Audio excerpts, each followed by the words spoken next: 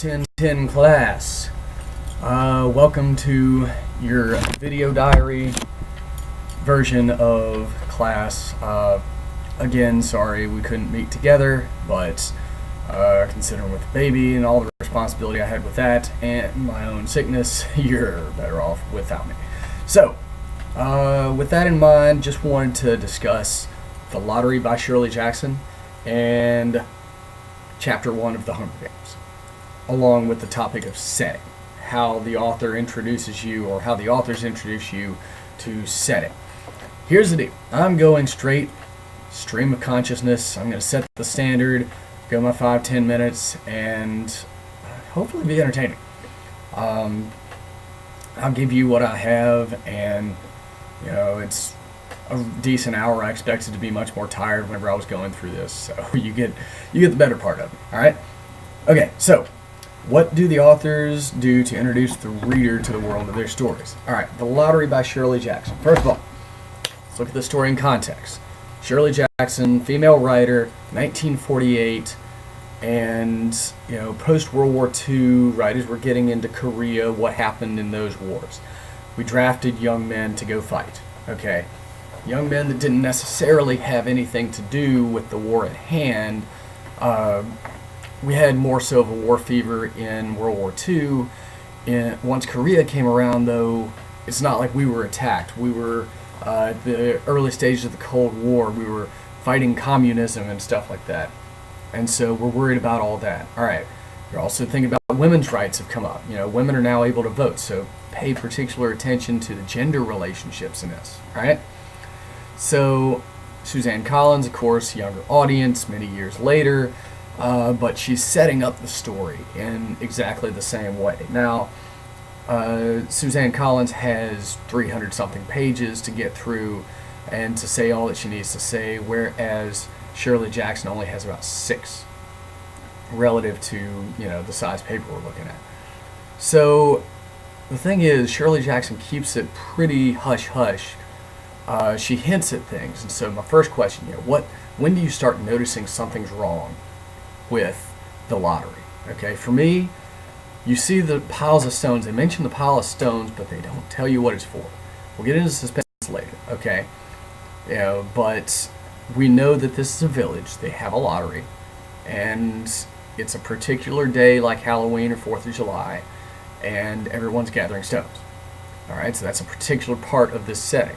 But at the same time, they give you, she keeps distracting from that by talking about the weather, talking about the birds, the kids playing, all stuff we're familiar with, like getting out of school and washing the dishes and so on.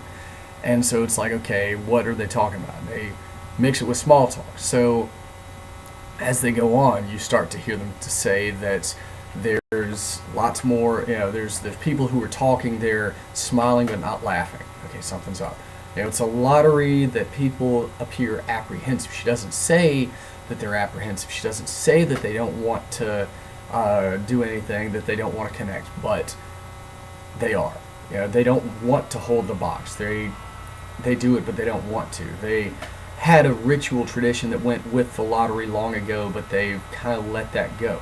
Yet somehow they hold on to the tradition. They still hold on to the tradition of what we ultimately see is stoning a person to death, right?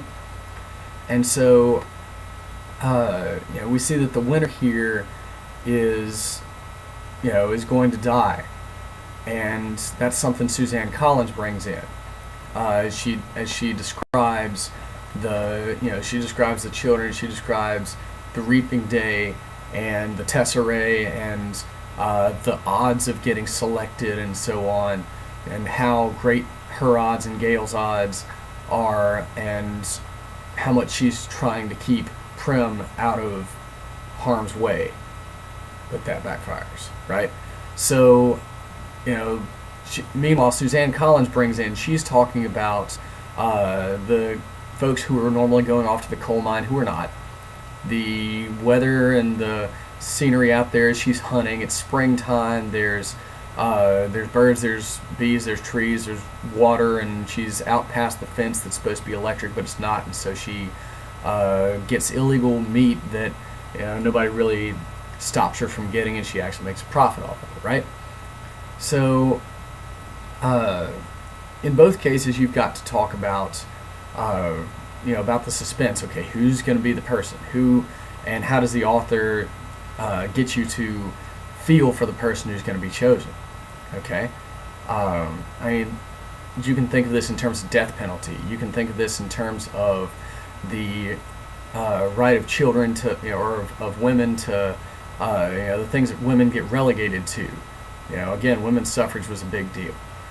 You can think of this in terms of the draft, and the military, because they're randomly selecting young men who end up going overseas and dying for, like I said, a cause that's not necessarily related to them. So, you think of lottery, we think of lottery like lottery tickets. Okay, I'm going to win a bunch of money. Well, you would expect that to be a good thing.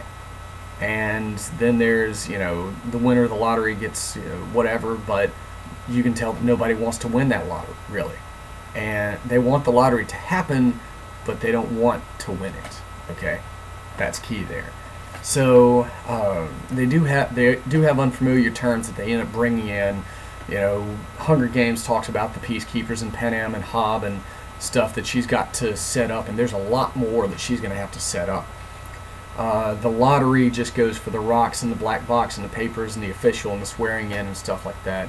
All stuff that we should be familiar with, relatively familiar with, but close enough that helps us draw that parallel. And both of them, you hear talk of the coal mines, so instantly they place you in Upper Appalachia, West Virginia type area, which is, there.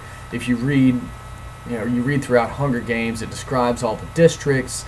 Some assume that it's described as an area that used to be called North America, but somewhere in there, some kind of apocalypse or nuclear war or whatever happened that split up the what's now the United States, Canada, Mexico into whatever. Some speculate that there's global warming and seas rising to the point where coastal states Louisiana, Alabama, Mississippi, Florida are gone. Right? You can find all those maps online where people suspect where District 1, 2, 3, 6, 12 are supposed to be, based on clues given in the story, but they're all just kind of, none of that's canonical because Susan Collins never gave that to you. All right. Shirley Jackson doesn't give you that much, just that it's a small village established long ago. The lottery predates anyone's memory, and that there's of course, like I said, coal mining, just to kind of give you an idea of where they are. This is summertime; they're not standing outside freezing. This is, this is just stuff that they're enjoying. So, but ultimately, there's the sense, and Collins gets much more into this by talking about the Capitol and the connections with it, and their control, and how the Capitol came to be, and how the Hunger Games came to be. That questions why do we have to have the reaping in the Hunger Games, and why do why do we keep allowing it to go on? Why haven't people put a stop to it yet? Which, of course, the later books, Mockingjay and Catching Fire, deal with. Not to get into that because this class doesn't go that far, but I'm sure it'll come up throughout your time here. Lastly, it's just okay. Think about it, like I said, in terms of the woman's place in society, especially in the 1940s. Think Dennis the Menace, think Leave It to Beaver, My Three Sons, whatever you want to take, those June Cleaver vacuuming the house and washing dishes in an evening gown and pearls with perfectly curled hair, and husband and wife sleeping in separate twin beds, and the children, gee golly, gee willikers, boy that's swell, Dad, and have their, pretty hair and stuff like that. And just all that's the world that's coming, that's the world the lottery's coming from, and of course much different from the world that the Hunger Games would come from. But important thing is those questions are still being asked. What's a woman's place in society? What's the right of everyone to be there and to do what they've got to do, right? So I realize I'm making it about 10 minutes, so that proves that y'all can do it. I'm just rambling on, but hopefully I've made some sense and given you something to ask questions about. All right.